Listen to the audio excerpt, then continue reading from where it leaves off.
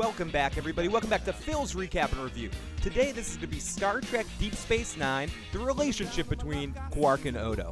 And really, as for a live stream, I don't know if I'm going to be taking the audio from this and putting it to a video later, or just having this exist because CBS can be real bastards with copyright stuff, whether it be images or anything else.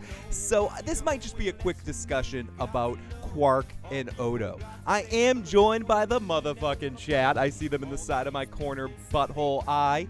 And I will be addressing and talking to those motherfuckers through this time. But basically, this is going to be a much shorter, and I know I always say this, but this is just going to be kind of like a short, focused podcast on Deep Space Nine. I know some of you are like, I don't watch that Deep Space Nine crap, but I'm rewatching it. It's the 25th anniversary of Deep Space Nine. So I want to take some time this year to truly celebrate what is awesome about this series.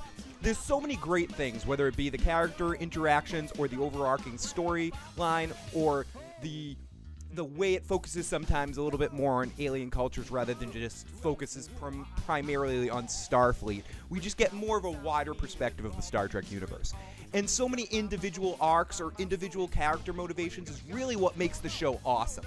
And one of my favorite ones is Odo and Quark, and I look forward to just examining this just a little bit, just a titty bit, just a tiny titty bit.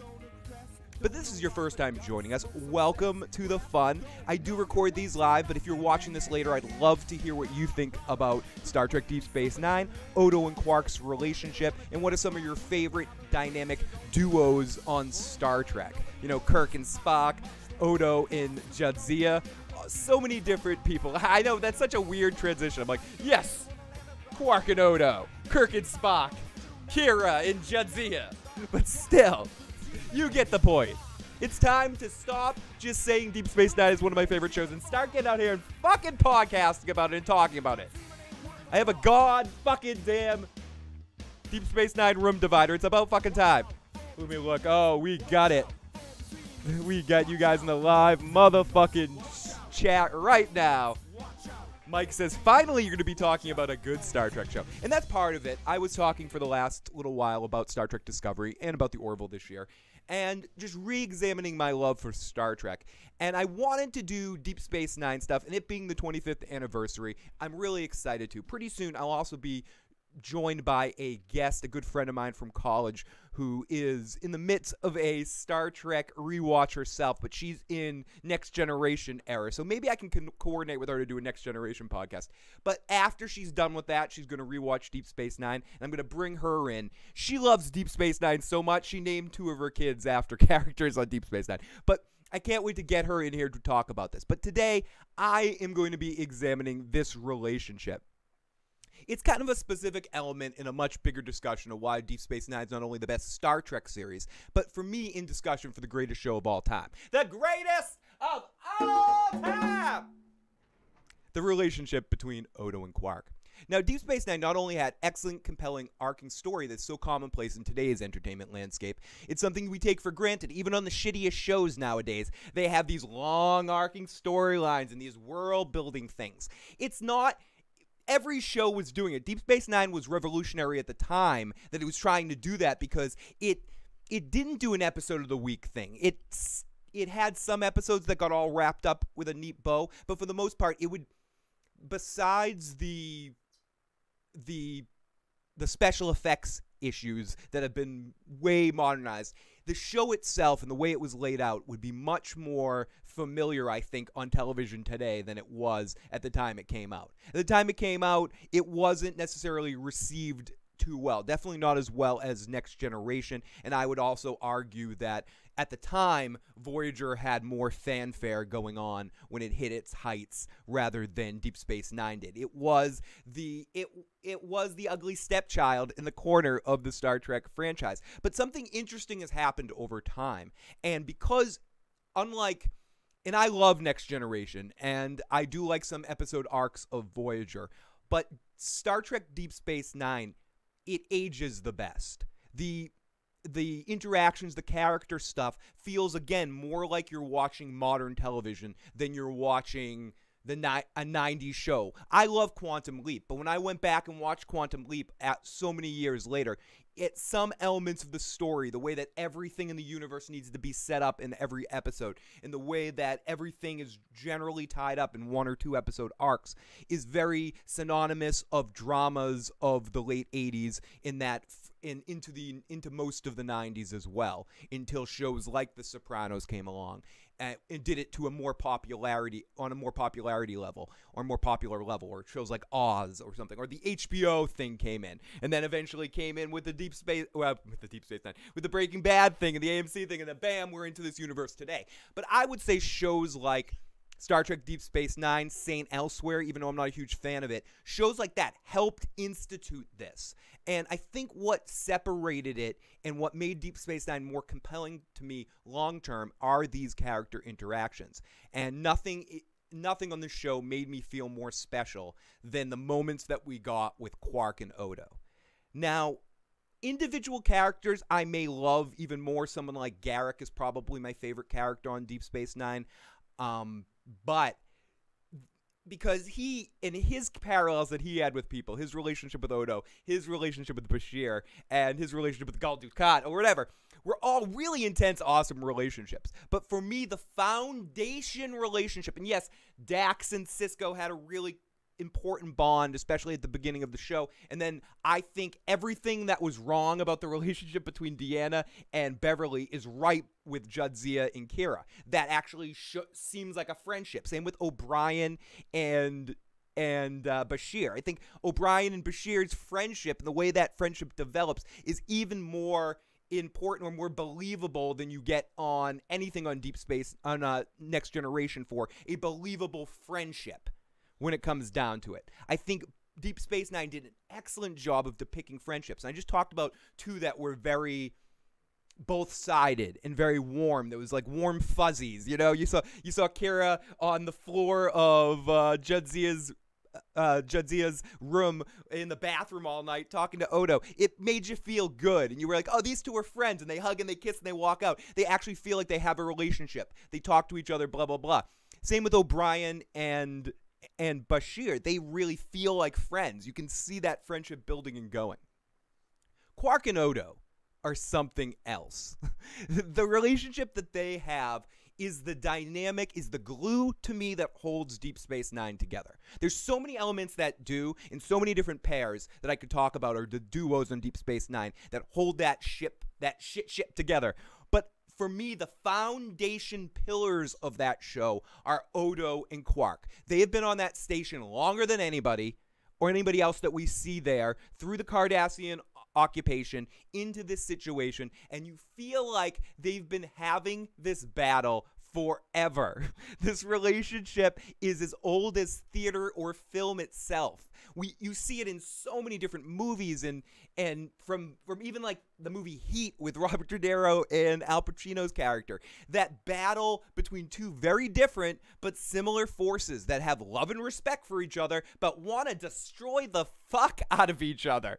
Both characters amazing at what they do, one being a criminal and the other being a lawman. Or someone, not even a lawman, a constable that has to hold order. Everything else takes backseat to the passion that these 2 have for what they do and to beat the other one. Eventually it just comes to a point where it's not even about committing the crimes anymore. It's not about stopping the crimes anymore. It's about fucking with the other one.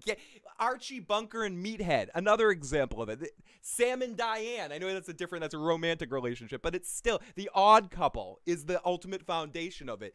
These 2 forces that are just the immovable object meets the irresistible force. I feel like Gorilla Monsoon. The immovable object meets the irresistible force in the middle of the ring. Oh, yes. And these 2 characters just fucking kill it every single time. They own it. They own these characters, and they own these interactions. The actor, I read something like that, Renee, he's been a bit actor in so many things, and I know what his name is. I'm just not going to try to pronounce it. And Armin Shimmerim, amazing on Buffy and other things he's been in as well. And he has a lot of bit parts here and there and a lot of different things. But I think the other thing he's mainly known for is Buffy, playing the principal. But there's something about the 2 of those characters when they come together for me that it's more than the sum of their parts. And it happens even in that episode Beyond the Stars, where Cisco is having the flashback of the newspaper and stuff, and they're interacting in a different dynamic where it's almost switched around. And it's still, the two of them just have an extremely amazing dynamic that comes through incredibly on screen in a dynamic way that I haven't seen on Star Trek since DeForest Kelley and Leonard Nimoy. And you could say, oh, Kirk and Spock. Fuck Kirk and Spock. No, fuck Kirk and Spock. I like Kirk and Spock. They were great. But what made the original series for me and the dynamic of that threesome and that whole cast, the foundation force for me, and this could define why I feel this way about Deep Space Nine, is the relationship between Spock and Bones. And the two of them, the way they came at each other, the way that you could just feel the same love. I mean, that ultimately is another foundation dynamic of this relationship between the two of them. It's that of Bones and Spock, where they just completely screw with each other. They love but respect. And I would say Bones and Spock are a next level of love, and like they openly at times will be like, I love you, bro. And they know each other. They know that. They just, in a way that you want to beat the shit out of your best friend, they kind of have more of that vibe. Whereas Quark and Odo, it's a little bit more antagonistic, and it reaches a couple of serious heads at different times in different situations. Hello, everyone in the live motherfucking chat. Great to see everyone in the chat. I know I'm just babbling here right now, but I do want to say hi to everybody. We see Alex, we see Santovia, we see Paul, we see Ahmed, we see Phil. You guys are fucking amazing.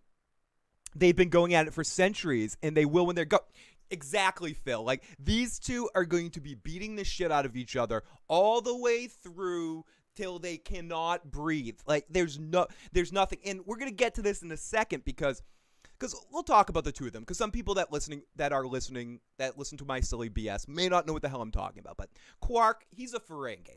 If you don't know what the Ferengi are, they've been defined a few times. If you've only seen Next Generation and you think you know what the Ferengi are, watch Deep Space Nine. Even if you don't love all the Ferengi episodes, I think it's unarguably you could say that Deep Space Nine did an excellent job at expanding the lore and world building of the Ferengi.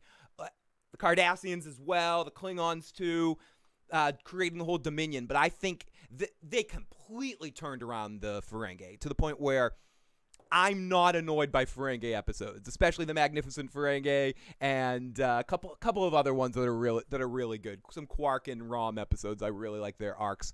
I don't necessarily love all the Zek and Quark's mom stuff, but there's enough really good Ferengi stuff that really keeps me interested. And that's one of those things that this series did. The Ferengi lives for passion. Does anyone remember when Cisco went to fisticuffs with Q? That was amazing. Picard never hit me. I do eventually want to do a podcast series on the Q arc, and I can't wait to get to that episode. I love how he's just like, Cisco doesn't suffer fools. I'm not going to get anything done here.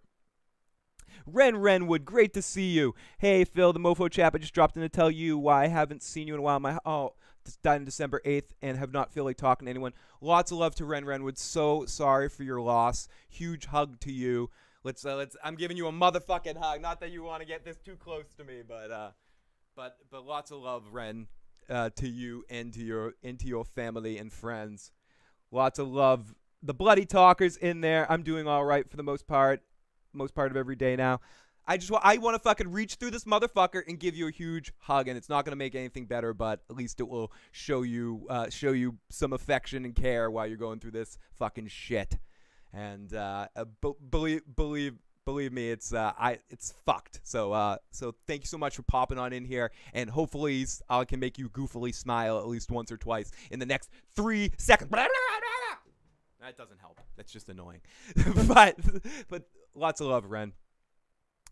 Midnight chat attack. Holy shit, Phil is on during the day. Yes, I am. I've drawn all the shades. The vampire stuff is. You can see my face is starting to melt. I'm like, I look like Rudolph the Red-Nosed Reindeer here because I lost a battle with a pimple. I'm like, I'm almost fucking dead and I can't fucking stop getting pimples. Motherfucker. But sending huge hugs to Ren. And Odo equals what happens to your aunt when you had too much Botox injections. Good to see the bloody talker. Both Q and the Prophets were annoying, but Q was at least funny once in a while. I do wish we got to get a little bit more of the Q continuum. I like when Corbin Bernsen showed up as part of the Q continuum. I think I liked, and I'll get into this a little bit more with the Prophets and talking about Emissary, which will probably be my next Deep Space Nine thing. So I'm going to save my Prophets discussion for Deep Space Nine, except to say that I like the Prophets at the beginning, up until season 6. I do not like the Prophets in season 7. I don't like when they... I should save this for a different discussion, but whatever. I don't like it when they started to just focus on the Sisko's mother aspect of it all. I didn't like the singular focus of it. I think what worked about the Prophets for me when it worked was to make you feel off balance. Like you heard all these voices from different places, one on top of each other. Bang, bang, bang, bang, a bang, bang, bang, bang, bang, sit a bang, bang, bangity bang. Bang, bang, bang, bang, shebang, sit a bang, bang, bangity bang. You are the Sisko. Bang, bang, bang, bang, bang, bang, bang, bang, bang, bang. The Sisko is headstrong. Bang, bang, bang, bang. Like that sort of shit when it was back and forth. When it was, you are what? Like when it got into that sort of stuff a little bit, the Prophets became a little annoying to me. But that's I guess a different discussion for an overall arc of Deep Space Nine, where I can talk about maybe some of the things I did not like about the entire story and how everything closed out and stuff. Anyways. Dude, those pimple wars are awful, and I always think I'm gonna win. You'd think I've been alive on this earth way longer than I wish to admit sometimes, and I've been fighting the battle. My battle with pimples is older than the battle between Quark and Odo in this podcast here, and I always lose. You never win. Phil looks like the dude from The Room. Both, thank you. Both Quark and the Prophets were, but at least I hated Gal Dukat. It's linear. It's linear. It's linear. No, I know what you're saying. Oh my goodness. Okay, so here we go. So Quark, he was a Ferengi having a passion for profit, being devious, and really enjoying the challenge of facing off with someone of the gifts of talents of Odo, a shapeshifter that truly challenges and teaches a sense. I don't know if it was Quark alone, Odo alone, and I don't think it was Odo. I think being amongst humans for so long, Odo changes, starts to mellow out to the criminal life, so to speak, and starts to focus more. I mean, he has some slip-ups when he works for his cousin Galen for a while, and works for, not Galen, I'm confusing that with the O'Brien episode, with his cousin, and selling weapons and shit like that to the Dominion, or to that dude that's like, I want to wipe out 1 million people. The guy who played Elaine Bennis' father. Anyways, I'm throwing out a bunch of random Deep Space Nine shit, but Quark for the most part started to learn a sense of human morality through working with the Federation, or at least learn to count on them on some sense. But his relationship with Odo never really changed. I mean, they somewhat evolved, and I'm going to get into that in a second, but he always wanted to keep up that level of deviosity to challenge his rival. I got the eye of the shapeshifter. I'm feeling so strong. And then I love when Odo stops being a shapeshifter for a while, and Quark has the advantage, and he takes advantage of it. Yeah, humans enclothe females. Oh yeah, that's one thing I forgot to mention about Ferengi culture. They don't let their women wear clothes, and there's a whole bunch of shit about Ferengi culture. They're governed by these rules of acquisition. That's like their whole society is based on the rules of acquisition. And so Odo takes it upon his time to really learn about that and learn about Ferengi culture. So does Sisko, and so does a bunch of other people on the show at times. They show Worf having a good understanding of it, as well as they learn about it in Starfleet Academy to understand the Ferengi, because the Ferengi may be devious and manipulating, but they always work to the rules of acquisition. A good Ferengi will cheat you within the rules of acquisition, and if they don't, then Braun will show up. Jeffrey Combs will show up and fuck with you. The Grand Nagus, inconceivable, Ahmed.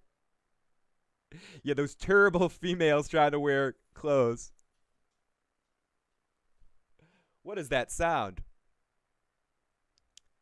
So let me pause for 1 second here, just because I have to go check something. I will be right back.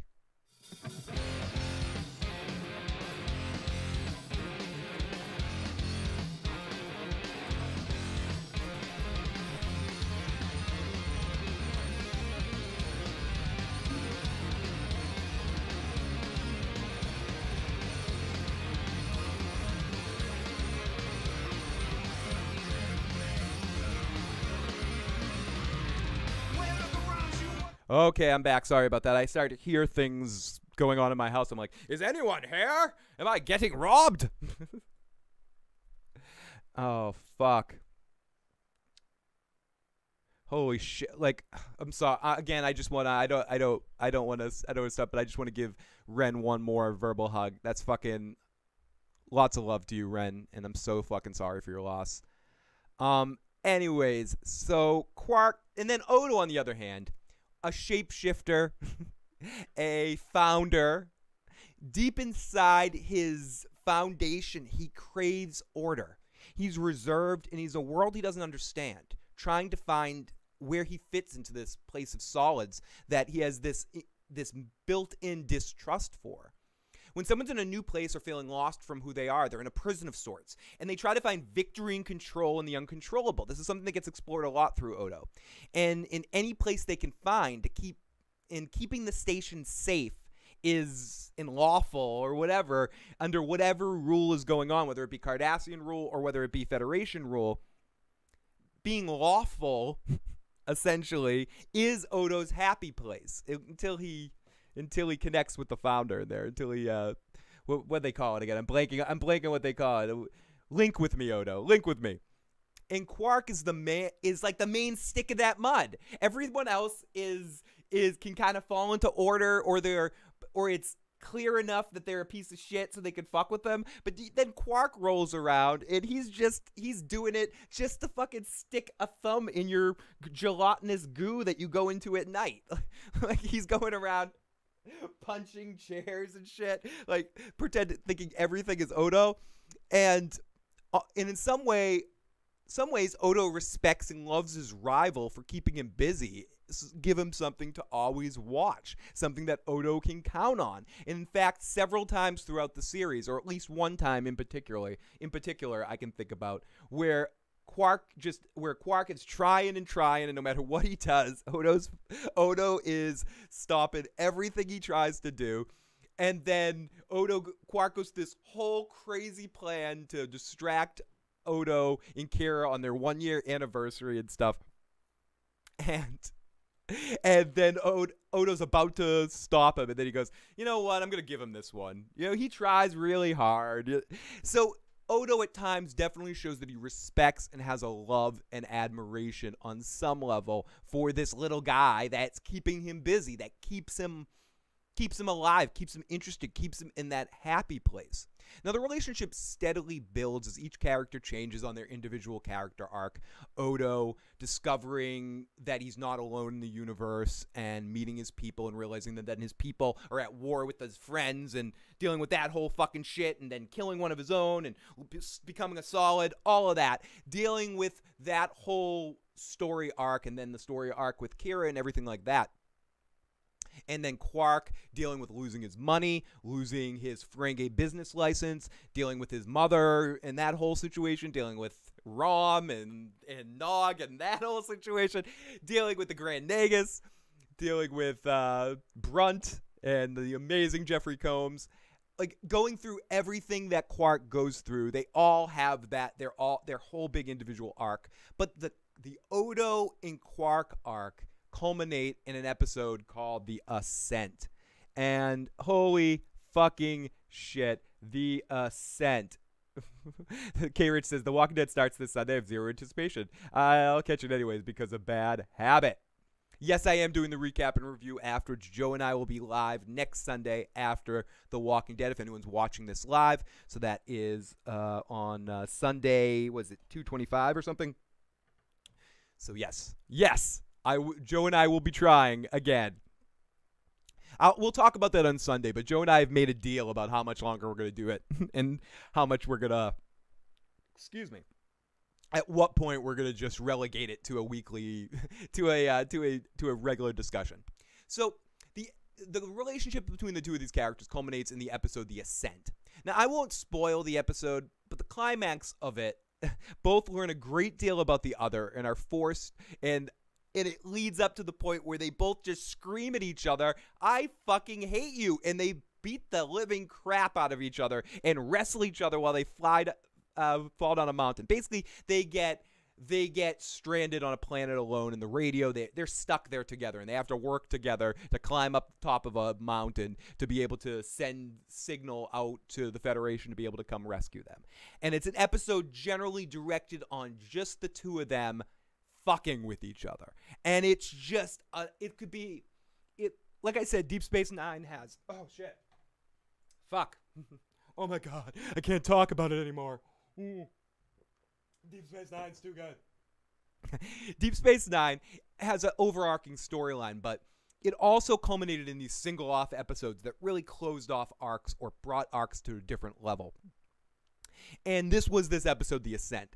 And seeing the two of them go at each other, it just encompasses their entire relationship. You could watch this episode alone and just get off on the dynamic between the two of them. Phil's next recap is The Real Housewives of Compton. I hope Joe can do. Joe will be joining us this Sunday, as I said. Deep Dish 9.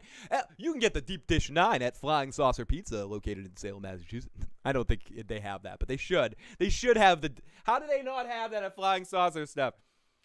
Maiden of Darkness, great to see you live. Great to see you. I've been watching the marathon on Sundays. Bums me out when Carl and Rick are talk together. Just stopped in to give a like and a view. DS9 eventually became my favorite. The long battle near the end, annihilation to the finish. It fucking ruled. It did rule.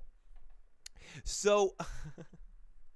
So when they get into a scuffle, they laugh, they go face to face, and they ultimately, the end of the episode ends that they know that they're best friends, and there's nothing they can do about it. As Jerry Maguire would say, Odo and Quark basically say to each other, "You complete me." They go through this whole mess, and spoiler alert, they make it. At the end of it all, I won't tell you how they made it or what this series of events, but the whole episode ends, both of them in a medical bay, dealing with the repercussions of what happened, both in horrible shape. I believe it was in the time period where Odo was a solid, so he couldn't just turn into if I had my shape-shifting ability, I could turn into a Paravian flying beast and get my way up there. I don't know why I made Odo an old Jewish man. And then I can get some matzo ball soup and yada yada. Anyways, so they're dealing with the repercussions of everything, and they just turn to each other, and it's, "Remember when I said I hated you?" "Yeah." "Well, I meant it." "I meant it too." And then they just both laugh and really have a true loving interaction where they, for the first time ever, I think, they both are directly aware of what they have with each other. And I think their relationship from that point changes a little bit. Odo goes to Quark for love advice with dealing with the Kira situation, and you could say shaming him into it in some ways. Quark really helps push Odo into making that chance with Kira, and I think in one of my biggest bawling like a frickin' 5-year-old boy moments when or 3-year-old boy when Odo and Kira and that episode, and Quark just looks at it all and just shakes his head. Idiots. And just that reaction, that moment, it totally completes them. And then the last time that they see each other, when they're saying goodbye to each other, and Quark knowing what they have, but Odo never willing to admit it in front of him directly, that he loves him and that he's going to miss him. And they face off, and you can just feel it there. You see the back of that man's head? That says how much he loves me. That's how I feel about people too. You know, people ignore me. They walk around like, you see the back of their head? You see them ignoring me? You see them not talking about me? That shows how much they love me. They love me. And it's just such a complete story arc with their relationship. It ends perfectly with the way Odo leaves and the way that they celebrated their friendship. It built from animosity, and it grew into friendly rivalry. It turned into mutual respect. And I love in that moment where they're arguing back and forth with each other. And maybe you're not the criminal you think I am. Oh, and if I'm not the criminal you think I think I am, what's that say about you being a lawman that you've never been able to catch me? They just knew how to fucking battle. Again, I mentioned it before, like Archie Bunker and Meathead or something like that. Just two characters that know how to fight and know how to argue with each other. And when two people can have a mutual respect but come at each other with all that they fucking have and still come out of all of that being friends and having a dynamic, that to me is one of the best things I can watch on television or in a movie or something. When it feels real. When I feel like it actually mattered. It actually fucking grew to something. Fucking did. When it makes me want to add an extra syllable to fuck. Fucking. So, great to see all of you guys in the live motherfucking chat right now. Thank you so much for joining me this afternoon for this Deep Space Nine discussion. Iron Throne in the live chat too. Casey, it was probably the best Star Trek series of all time. Ren, for sure, I never watched Deep Space Nine. It's a little bit different than other Star Trek series. I agree with what Santovia said. I think it's one of the greatest Star Trek series, or is the greatest of them. I would, and this is just sort of an overall thing, I definitely accept and understand and might even agree on some levels that some of my favorite episodes of this era Star Trek might be Next Generation episodes. Like individual episodes, something like Yesterday's Enterprise. Like if I'm thinking back on Deep Space Nine episodes, there's so many. I think back to the long arc in season 7, season 6, everything that happened in season 6 and season 5 and season 4, like everything that happened. I mean, there are individual episodes I really like, Apocalypse Rising, Way of the Warrior. I mean, you can do that with Deep Space Nine name episodes, but because of the nature of the show, if you truly get into it, it goes when you're done with it, and if you enjoy it, it would be like, yeah, you know what I really liked about the episodes I really liked about Deep Space Nine? Seasons 3 through 6. And I really like some episodes in season 7, 2, and 1. Where Next Generation has some like really amazing, memorable moment episodes. Best of Both Worlds, Tapestry is just one that popped in my head. The Inner Light, whatever it's called. There are 4 lights, whatever that episode is. Is that Chain of Command, maybe? Is that the Chain of Command 2 episodes? But that one too, when there's a new captain and he has a problem with when Riker's on the ship with the Klingon ship. There's Frame of Mind is another one I really like. Brothers with Data. Data's the Trial of Measure of a Man. Like there's so many great individual episodes of Next Generation, and I would even say All Good Things is up there in some of my top list. I think it's maybe the best finale of a show. One up there in the list of best finales of a television series. All Good Things just wraps everything up so wonderfully. The Q arc, which there is an arc in this show, or not that it doesn't feel like there is, but it connects the first episode, Encounter at Farpoint, so incredibly well. I feel like I'm so high on Deep Space Nine, I don't spend enough time talking about my love of Next Generation, specifically Picard and Data episodes. And I do like Riker episodes, and Worf stuff's decent, but I feel like Deep Space Nine does Worf better. And I don't hate Geordi episodes or Beverly episodes. Not a huge fan of the Deanna ones. I do like the Romulan one when she's on a Romulan ship. But I do want to talk a little bit more about Next Generation at some point too, but today I did want to talk about this episode. So the relationship between these two non-human characters is just one brick in the wall that makes Deep Space Nine one of the greatest shows of all time. This relationship of Odo and Quark is one of many cornerstones, but it just starts of the wrinkles. I can't wait to look at this series more and look at different dynamic relationships. What I do want to look at next for Deep Space Nine is a look back on the very first episode, Emissary. So if you haven't watched Deep Space Nine, you want to give it a fucking shot. I will say the first 2 seasons are slower than 3 through 6 and 7 too, which is a lot of action, but 7 I think is a little uneven. So if you want to start Deep Space Nine now, my next review will be on the premiere episode. And I'm not going to be doing episode by episode all the way through, but I will be doing more of these as time goes on. Let me go to the live motherfucking fucking chat one more time and say hi to everybody. Beverly Crusher got on my nerves. I liked her better than Polanski, but if I'm making a doctor's list of my favorite Star Trek doctors, Beverly would be near the bottom. My first one would be McCoy, not even fucking close. Second one would be Bashir. Then would be the Doctor, would be Doctor from Voyager. Then would probably be Phlox. I like that character, and then would be Beverly. Like I don't love Beverly Crusher, and I feel like some of the worst episode of Next Generation is that episode in season 7 that's about like the Beverly episode in season 7. I think that's the most boring, worst episode of Next Generation since season 1 or season 2. I have a serious thing for Major Kira. That definitely helps. Nothing wrong with some Nana visitor. She's my Nana. Wesley Crusher deserved a mountain head implosion. Great. Bridge says, great show, though I may have enjoyed it more for Next Generation, but Next Generation will always be up there due to sentimental reasons for me. Very fair, and I like I said, I will definitely be talking about Next Generation. I need to talk about Data. And I want to examine the Data arc, and I also want to examine what went wrong in the movies with Data. Because, and I'm going to save this a little bit. I'm going to save it. But I feel like I'm going to save it. But, famous last words in my podcasting. I think there are some excellent moments of where they had some moments in the movies that worked with Data.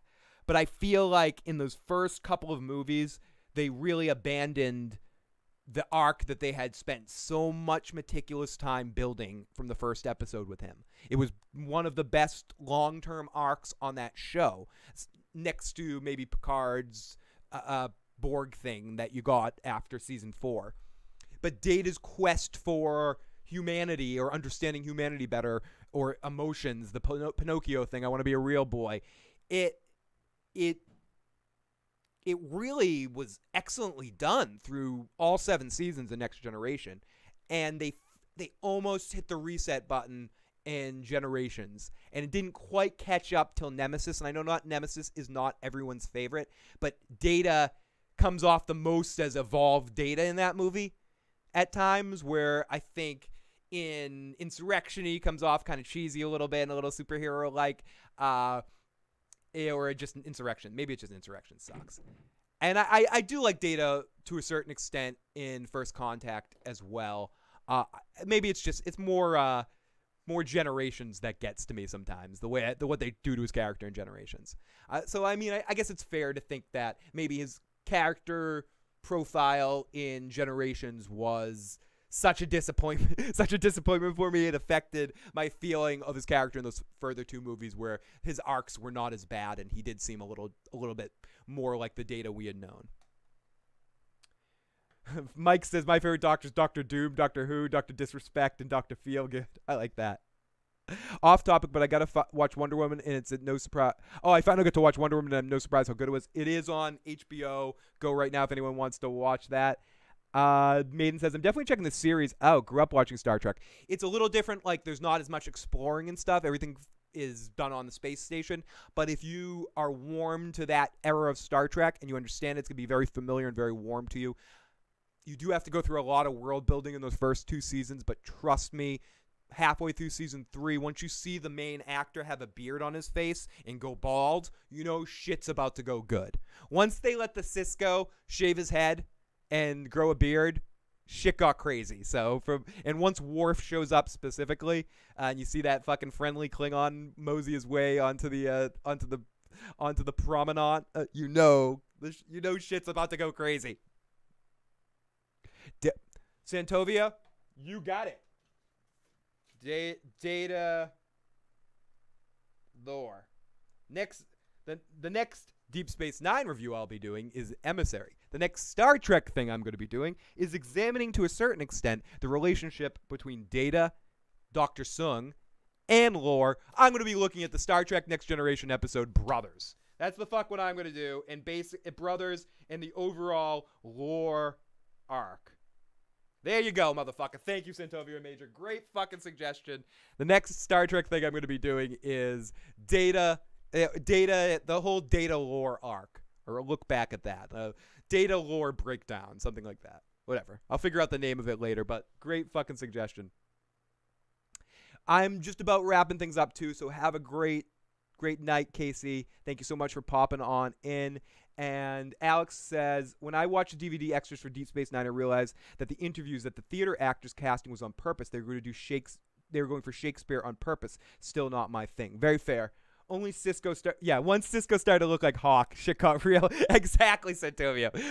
Santovia. There once he's like, can I start looking like Hawk for fuck's sake? You're like, okay, Cisco feels comfortable right now. And leading up to maybe I just want to take back everything I said about favorite Deep Space Nine episodes and say favorite episode and say In the Pale Moonlight might be my favorite Star Trek episode. So yes, Data lore coming next. It's about time they got focused. And I will also probably be talking about the movie Nemesis as well there, thinking that the B4 situation and how that attributes as well to how that movie might have been better if somehow B4 ended up being lore.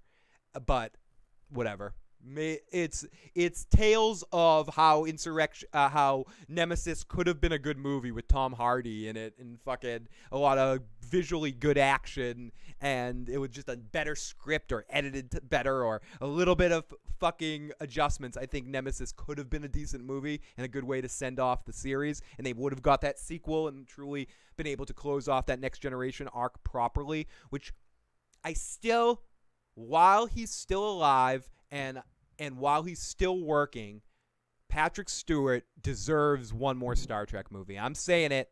Fuck all motherfuckers. Fuck all y'all motherfuckers. I'm screaming from the hilltops. Give Picard one more movie. Even if it's because I know that Quentin Tarantino's Star Trek movie that he's thinking about making or he's talked about, he has an affinity for Yesterday's Enterprise and the Next Generation crew specifically. He's talked a lot about how his crew is the Next Generation crew. And I don't want a reboot. No reboot.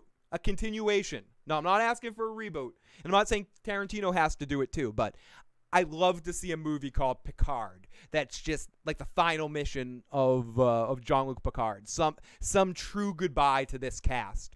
And whether it's a TV movie, like if HBO or Netflix sort of thing that they put together, it doesn't have to be a theatrical movie. I would love to see CBS license out that to be able to have Berman and company or whatever, have that whole crew do like one last big Next Generation episode, a true goodbye. Because Nemesis, although I don't think it's as horrible as some people do, it was an awful goodbye for that cast. I think they deserved better. They deserved a better send-off. And if they were going to end the movies like that, All Good Things probably should have ended it all. Because that was the perfect send-off. Bashir and O'Brien, another excellent one. Sax and disco is what I was going to say there. Strike that. Reverse it. Most underrated friendship, Bashir and O'Brien. It's another one of those cornerstones of what makes Deep Space Nine great. I fucking love it.